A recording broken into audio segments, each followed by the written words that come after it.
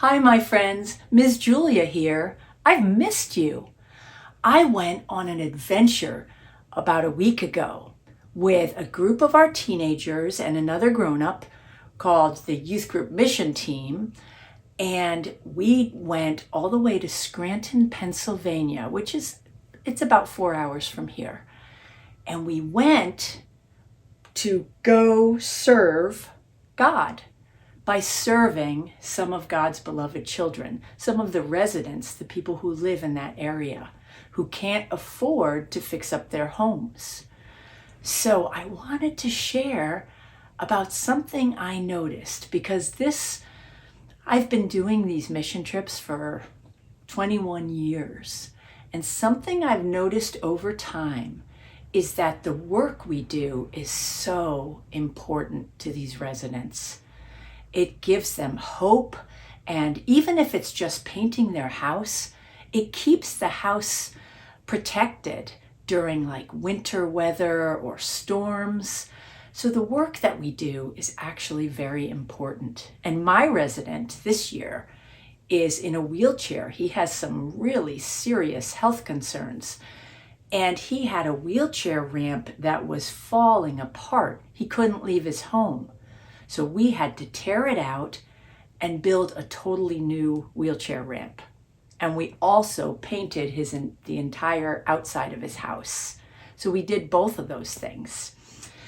And what I've noticed though, is that as important as the work is, and I'll show you pictures of our work at the very end of this, as important as the work is, it's just as important to listen to the resident and to hear their story and share our own and make that connection. Because God isn't just in the work that we do, God is in the relationships that we form and nurture. So one of my favorite things is if I need a break and I need to drink water, I go and find the resident and I talk with them and I hear their story and I make connections. And that is just as important as the physical work we do. There's a story in the Bible about Mary and Martha.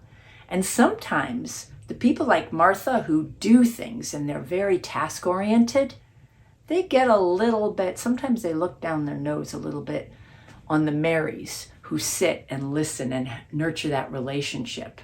And sometimes the Marys can do the same thing to the Marthas. They can be like, oh, they're so worried about painting that garage that they're forgetting that this is a person and they need to feel valued by being seen and heard.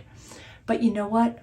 Both are important and both are ways to follow Jesus.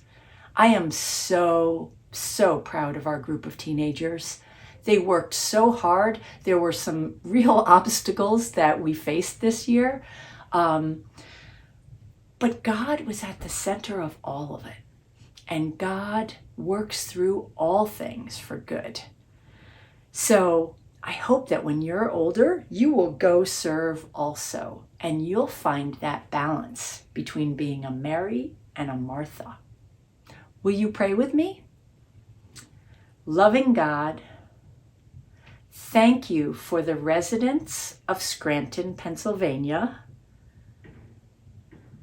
who opened their homes and their hearts to us. Thank you for being with us as we served. May you bless the children listening with opportunities to serve as well. We love you, God, and we are grateful. Amen. So here's a picture of my work crew and the work that we did and our grateful resident.